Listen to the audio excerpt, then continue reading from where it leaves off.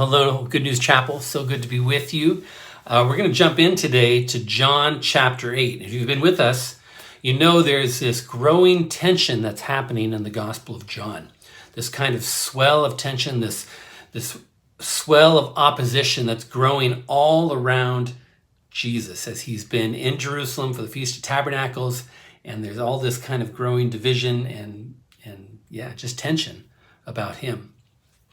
But as we're going to see today, the tension is not only outside and around Jesus, but it's also tension that's happening inside of Jesus. And we're going to see that today in today's story in John 8. This is the story of the woman who's been caught in adultery. It's a well-known story, but I think there's some really important things for us to unpack with this today. So let's look at this. We're in John 8, verses 2 through 11. Early in the morning, he came again to the temple. All the people came to him, and he sat down and taught them. The scribes and the Pharisees brought a woman who had been caught in adultery. And placing her in the midst, they said to him, "Teacher, this woman has been caught in the act of adultery. Now in the law, Moses commanded us to stone such women. So what do you say?" This they said to test him, that they might have some charge to bring against him. Jesus bent down and wrote with his finger on the ground. And as they continued to ask him, he stood up and said to them, "Let him who is without sin among you be the first to throw a stone at her." And once more, he bent down and wrote on the ground. But when they heard it, they went away one by one, beginning with the older ones, and Jesus was left alone with the woman standing before him. Jesus stood up and said to her, "Woman, where are they? Has no one condemned you?" She said, "No one, Lord." And Jesus said, "Neither do I condemn you. Go, and from now on, sin no more." Now, there are just two things I just kind of want to put out there right away, right up front, before we really jump into the text. Is number one, you might notice in your own Bible that they have a footnote on this passage, or maybe it's in brackets in your Bible, or some Bibles don't even have these opening verses to chapter 8 at all. And the reason for that, if you look in your footnotes, it'll say the earliest manuscripts we have of the New Testament don't have this story of the woman caught in adultery. Later manuscripts that were found do have it. And so at some point, it seems as though this story has somehow entered into the Bible. It's not to say it's not authentic or that it didn't happen. I believe it is. It's just not shown up yet. And some early manuscripts actually have this story in the Gospel of Luke, not in John. What's cool, though, is that the more and more texts that they find, and archaeology is just growing, and they're finding more and more, that it just shows more and more the validity and the reliability of the scriptures that we hold. I think there'll probably be a day where they do find an old manuscript that has this in the Gospel of John. But regardless, what I hope is you're not rattled to know that there is some scriptures in our Bible which don't seem to be authentic. 99% of what we hold when we hold the Bible is absolutely verified and true. It's that 1% that some of the older manuscripts that are found through archaeology seem to suggest maybe they slipped in, maybe they were, maybe they weren't part of it. And so don't be rattled by that, because what's really cool is that even the parts that are in, that we're not sure about, in no way do they discredit or do they go against any of the teachings of the Bible. And so this is one of them. And I think it's really powerful. And it lines up perfectly. I think it fits perfectly right here where it is in John. I believe it's authentic, and I believe we're going to treat it. I am going to treat it as the Word of God this morning. The other thing I want to say up front is that the basic message of this story, I think, is pretty straightforward. You don't need me to unpack too much. It's pretty clear, right? Since we're all guilty of sin, no one is without sin. That means none of us are qualified to condemn another person. Who are we to condemn someone else when we too are guilty of sin? And that's basically the message that comes through this. Let he who is not sinned cast the first stone. Who is qualified here to throw the first stone? Go ahead, you throw it. If you're qualified, if you have no sin, then you throw it. And Jesus, it's really a call to humility. It's not to take sin lightly, not at all. And we'll see that here. Jesus is not taking sin lightly, but he is calling us to take seriously the mercy of God and to come before him in humility before we begin to try to fix or judge or, bother with anybody else. Let's take care of our own junk first. So, however, there is one detail in this story, you may have picked up on it, that really just sticks out to me. Something really intriguing, something kind of mysterious that I don't quite know what to make of it. And we're going to sit with it today. It's when it says that Jesus, not once, but twice, in the midst of this conversation with these religious officials, it says that Jesus bent down to the ground and began to write with his finger in the dirt. And there's no explanation in the text as to necessarily why he does it, or what is it that he's writing there? Is he just doodling? Is he actually making letters? We don't know. The text is silent on what is happening, and yet it still gives us detail of Jesus bending down and writing in the dirt. And so we're going to use that. To me, that's the part that really intrigues me, and I just want to use that today to speculate a little bit and try to, I think we can get maybe a little bit of sense of maybe what's going on inside of Jesus when he's doing this, and let that kind of guide and structure our message for this morning. Again, just a little bit of review. Again, Jesus, as it says in the text, he's back at the temple teaching, and it's drawing bigger and bigger crowds each day. And the people are impressed. They're impressed by his compassion, by the gentleness, but also by the authority by which he teaches the word of God. And it's mostly the people who are responding are the outcasts, right? The vulnerable, the broken, the hurting. Those who feel like they're outside of religious circles suddenly feel they have an advocate, someone who's speaking for them to give them grace and hope. And Jesus is gathering these crowds. However, not everyone's happy about this. The Jewish scribes, it says, they're kind of like the scholars of the Jewish world, as well as the Pharisees, which are they were kind of a political movement, kind of like a holiness movement, and people who would enforce the law of God. They're not happy. They're irked by the attention Jesus is getting and seems to be cutting in on their own business. And so they kind of get in cahoots together to set up this trap to what them seems to be a no-win scenario. That if they can present Jesus with a really hard question in which there's no good answer, that they hope to discredit his authority and hopefully even make him perjure himself and give grounds for his execution. It's a trap that they're trying to set with this question. So what do? They bring a woman who has apparently been caught in the act of adultery. And it's clear, and they cite it, and it's clear in the law of Moses in the Old Testament, as well as the seventh commandment that adultery is a sin. And in Deuteronomy 22, it says the penalty for being caught in adultery is to be stoned.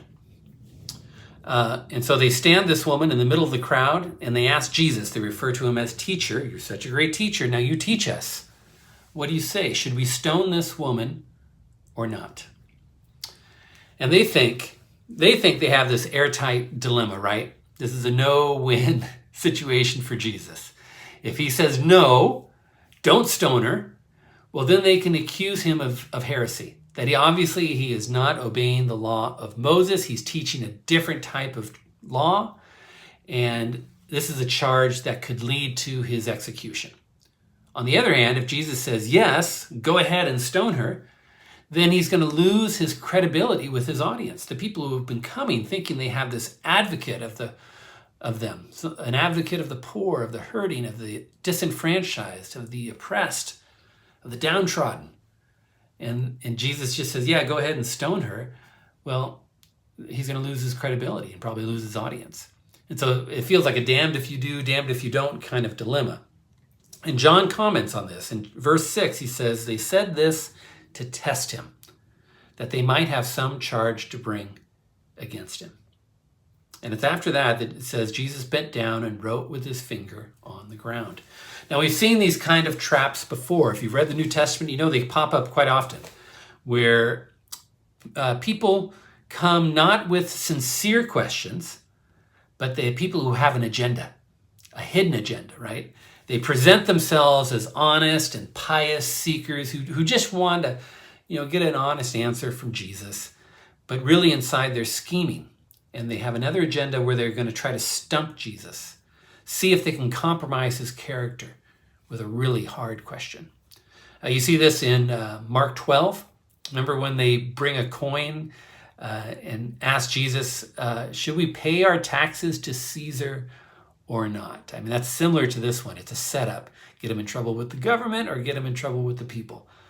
Also in Matthew 22, do you remember that? There's that story where the Sadducees, which were another kind of political group, religious political group, they bring up this really ridiculous scenario, some hypothesis about a woman who's had 7 different husbands. Each husband dies, and she has another one. And they ask, well, in the resurrection, whose wife will she be? And in both these situations and others, Jesus always answers perfectly. Every time the attackers, they smugly assume that they have Jesus trapped. And each time he answers with such wisdom that doesn't compromise his integrity, doesn't compromise his authority as the Messiah, and rather always turns it back to the shame of his accusers. They think they're going to dish out something meaty on him, and Jesus just is able to, with the perfect answer every time, in perfect wisdom, turn it back to expose their own shame and folly. And this situation with the woman caught in adultery is no exception. Here she is. They've brought this woman, thrown her in front of this whole crowd, and she's standing there apparently just having been caught in the act of adultery, in a sexual sin. Perhaps she's only, half-dressed, a peasant in tattered clothing, mussed-up hair, her face downcast, filled with shame as she stands there being gawked at and pointed at, perhaps waiting, perhaps even wanting for the stones just to begin to fall and put her out of her misery. Now you might think at this moment Jesus would come to her rescue right away, maybe stand up in front of her and say, hey, let the stones hit me instead, or something like that, or immediately lash out at her accusers, or whatever. You might think he'd do something dramatic, but he doesn't. Instead, at this moment, Jesus stays silent and then curiously bends down to the dirt and begins to write in the dirt with his finger.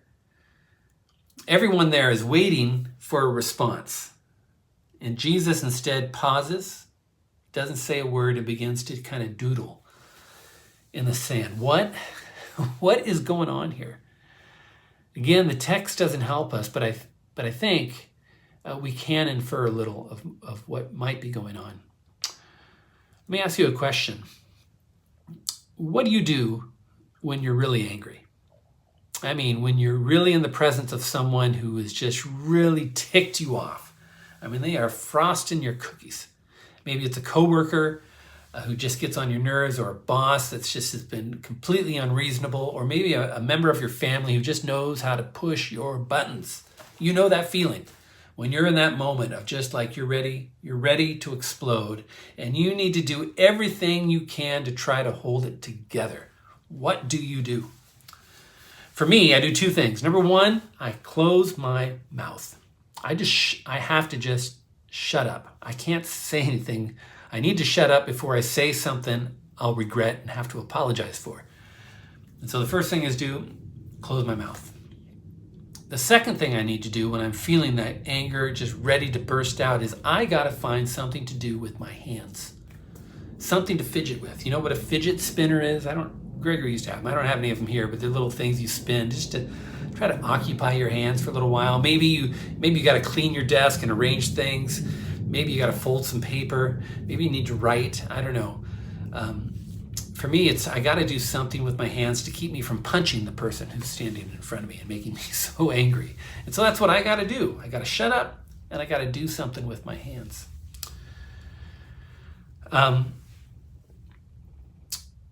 I think this is what Jesus perhaps is trying to do to control his anger.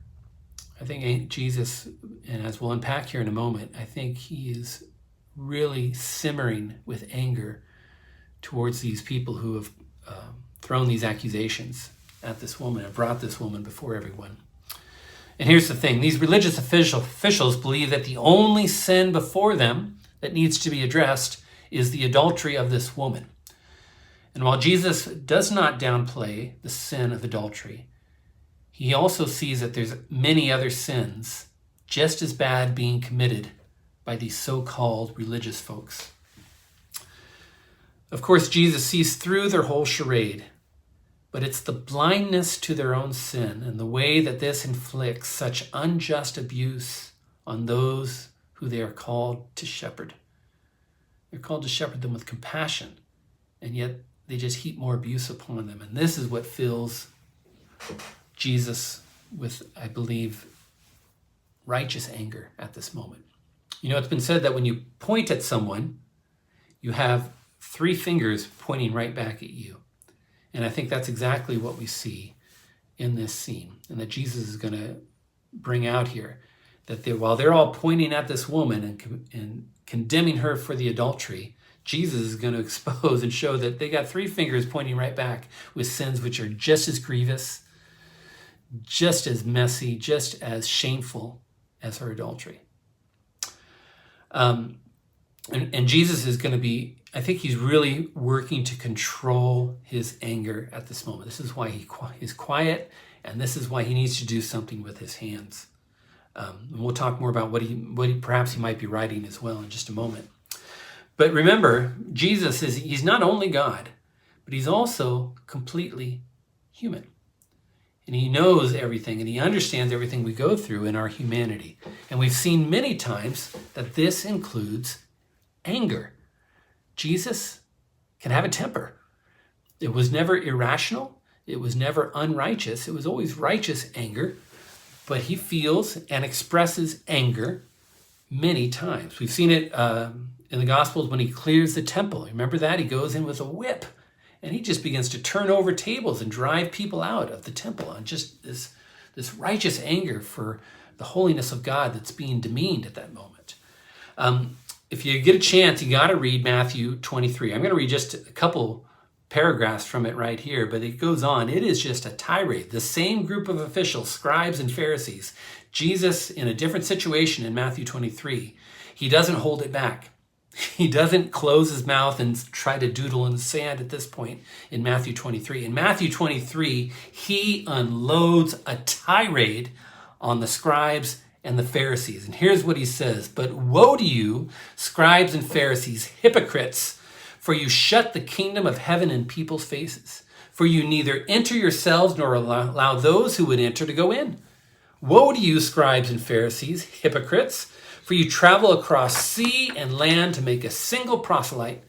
And when he becomes a proselyte, you make him twice as much a child of hell as yourselves. Woe to you, scribes and Pharisees, hypocrites, for you tithe mint and dill and cumin, and have neglected the weightier matters of the law, justice and mercy and faithfulness. These you ought to have done without neglecting the others, you blind guides, straining out a gnat and swallowing a camel. Woe to you, scribe and Pharisees, hypocrites, for you clean the outside of the cup and the plate, but inside they are full of greed and self-indulgence. You blind Pharisee, first clean the inside of the cup and the plate, that the outside also may be clean. Woe to you, scribes and Pharisees, hypocrites, for you are like whitewashed tombs, which outwardly appear beautiful, but within are full of dead people's bones and all uncleanness. So you also outwardly appear righteous to others, but within you are full of hypocrisy and lawlessness." Whew, woe to you. I mean, it is a tirade in Matthew 23, and that's only half of it. You got to read the rest. And I had to skip over just for time, but it's quite an outburst of Jesus' anger. If you'll notice, Jesus' anger always burns hottest towards religious conservatives who project an image of holiness and being concerned about God's honor and all pious, but whose actions only judge people and shut others out of receiving grace. Jesus says, you whitewash tombs. You look great on the outside, you look all holy and clean, but inside you're filled with dead man's bones. This just sends the anger of Jesus right out. And so back at this scene with the woman caught in adultery, I suspect that that same kind of anger is simmering inside of Jesus. At this moment, though, for various reasons, probably because of the woman who's standing right there, Jesus isn't going to just burst out like he does in Matthew 23. He's got to hold it in here. This woman is fragile. This woman needs mercy. This woman needs to know that she is loved and forgiven and cared for by God.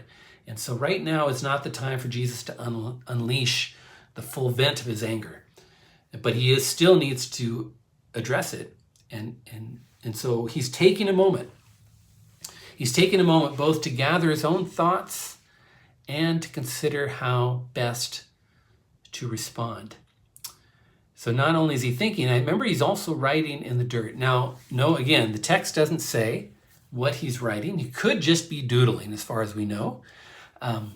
There's lots of different theories out there. If you want to go on the internet or look in the commentary, lots of different people have different theories of what Jesus might be saying. The one that I lean towards is that Jesus perhaps is writing out the 10 commandments. And I think this for two reasons. Number one, they've already brought up the 7th commandment, thou shalt not commit adultery. And I think Jesus is thinking, you know what, that's one of them, sure, but there's 9 others. And perhaps what he's done is write out the 10 commandments and then offering it to the people saying, hey, any of you pass this test? Let's look at all 10. You're just focusing on one, but there's 10 of them. Does anybody here pass the test of being able to keep all of these? The other reason why, and it's interesting, if you remember when Moses received the 10 commandments, it says in Exodus 31 that they were written by the finger of God, that God's finger itself came down and actually wrote the words on those tablets. And so, again, that's just a theory. Take it for what it's worth. Maybe you can think of a different theory you like better. I'd love to hear about it. But that's what I'm going with, that he's writing out the 10 commandments. And the last thing, or near the last thing I kind of want to focus on here is to notice that there's a lot of red flags. What is it that Jesus is so angry about? And I think as we look at this text, there's a lot of red flags. Many of them you probably already noticed were things that are kind of like, whoa, that's what's going on there? And that clues us in that something stinks in this whole scene. Jesus smells it. Something stinks in this whole thing. He knows it's a trap, and there are certain things that just kind of stick out, and he's going to call him on it. The first one is male chauvinism. Did you notice there's somebody missing in this whole scene? Have you noticed that? Last time I checked, adultery requires 2 people, or at least 2 people. Where's the dude? Where is the guy? This has all been a setup, and this woman has been apparently caught in the act. Well, then where's the guy? Did he just run off? Most likely that since this was a trap, it was a setup, she happened to be caught at just the right time, that the man was part of the whole thing. Maybe he's even one of the chief priests, we don't know.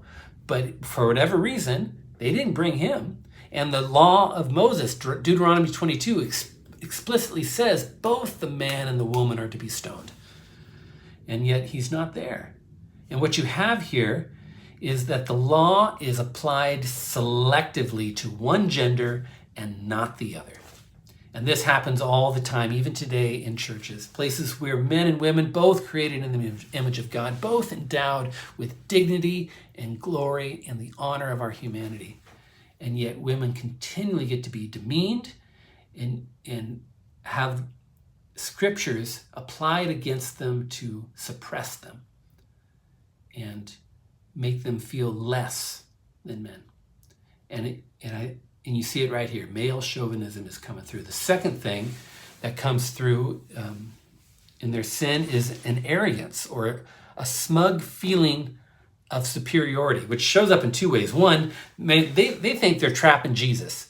Like they're smarter than he is. They feel like a cat who's like toying with a mouse at this point. They're laughing inside as they ask this question, looking so pious and serious and sincere. But inside they're laughing, thinking, this stupid Galilean, he doesn't know how we do things here in Jerusalem. He's not of the intellectual elites like we are. And we're just going to be able to just, take him down pretty easily with one question. And so they feel smug and superior to Jesus. But not only that, they feel superior to this woman. They've paraded her out here like she's just some filthy piece of trash. And that they assume that they are so much cleaner and clearly untouched by sin and depravity like she is. It's easy to point out the sins in others as a way to feel smug and superior about ourselves. But it's only those who humbly recognize their own brokenness and complicity in sin that will be open to receiving forgiveness. The third sin that's going on here, amongst many perhaps, is just a lack of compassion and a dereliction of their duty as shepherds.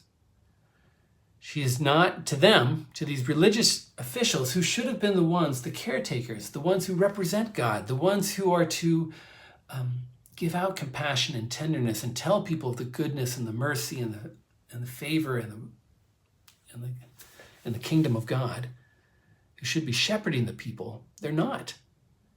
To them, she's not a person, but merely a tool at their disposal and an object to be paraded in front of people with no concern for her story, no concern for her heart, no concern for her pain, no concern for the conditions that led her to make the decisions that she's made. It's not to say that she's completely innocent, she's not, but they just don't care. There's no sense of compassion or love for this. They're not concerned about the glory of God. They're not concerned about any of that stuff. She's not a person to them, but a tool to be used for their own selfish agenda. And on top of it all, what I think makes Jesus the most angry is they pose as representatives of the one true God. But their behavior brings continual dishonor to God's reputation. So just like the clearing of the temple, when Jesus sees religious leaders bringing dishonor to the name of God, he loses it. He just gets so angry by this. He doesn't lose it here. He is able to hold it together, but it comes through. He doesn't lash out, but instead now calmly responds to their question in perfect wisdom. In verse 7 it says, "And as they continued to ask him, he stood up and said to them, 'Let him who is without sin among you be the first to throw a stone at her.' And once more he bent down and wrote on the ground. But when they heard it, they went away one by one, beginning with the older ones, and Jesus was left all alone with the woman standing before him." They continue to press Jesus. He won't answer at first. They press him until he finally does. And Jesus here does not deny the law, which is interesting. He doesn't deny it. He says, no, don't stone her. In fact, he affirms it. Yes, she is worthy of being stoned. He gives permission for the stoning to happen, provided that there's anyone here who is qualified to do it. Let the one who has no sin be the first to cast the stone. Jesus doesn't hedge nor compromise in any way. He holds up the law of Moses, and yet he also maintains the mercy of God all at the same time. The woman is guilty and according to the law deserves death, but then Jesus examines the executioners around him and sees that they are just as bad, if not worse, than her. If we look at this story as if there's sinful people and not sinful people, then we've missed the point. All of us are the woman in the center there. All of us are the one worthy of being stoned. All of us have fallen short of the glory of God. But it's only those who recognize that, only those who are humble enough to confess it and cry out for God's mercy, that will be able to receive forgiveness. And that's exactly what happens. Each person, once they realize, it says starting with the older ones, I think they have a little more wisdom to realize they haven't fulfilled any of the 10 Commandments perfectly. They drop the stones, and one by one, they all walk away until it's just Jesus and the woman left alone. And it says here in verse 10, Jesus stood up and said to her, "Woman, where are they? Has no one condemned you?" She said, "No one, Lord." And Jesus said, "Neither do I condemn you. Go, and from now on, sin no more." There may not be more beautiful words in the entire Bible than Jesus saying, "Then neither do I condemn you." The one who knows she's broken, the one who confesses it, the one who calls him Lord, gets the beautiful words that says, "I don't condemn you." The one person who was actually qualified to throw a stone doesn't do it. It's beautiful. That's our Savior. That's the hope we have. That if we confess our sin, if we cry out for his mercy, if we recognize our brokenness and shame and say, "Lord, I need your mercy," then we can know he'll look to each of us and say, "I don't condemn you." What good news. What good news that is, that we stand uncondemned. And it's not like Jesus doesn't take sin seriously. He does. You can't look at this and say, well, look, adultery doesn't matter, you can do what you want. No. He, at the end, says, "Now go and sin no more." He forgives her. Forgiveness only makes sense when you take sin seriously. If you don't take sin seriously, if sin doesn't exist or it's no big deal, then you don't need forgiveness. Forgiveness has no meaning. Forgiveness only has meaning and power when we take sin seriously, and Jesus does, and says, "Neither do I condemn you." How can he say that? Because he himself will go to the cross to pay the penalty on our behalf. God takes sin seriously so much that he's going to kill his own son, nail him to the cross to pay for your and my debt of sin. And if you've received that, then Jesus will look at you and say, "I don't condemn you." But it also means forgiveness is also an invitation to go live a new life. It's not only forgiveness, but it's also redemption. It's permission now. Go now. Leave your life of sin and go live a life now that trusts in the goodness of God. And that's our call, that's our joy, and that's our hope. Go and sin no more. God bless you, Good News Chapel. Have a beautiful day.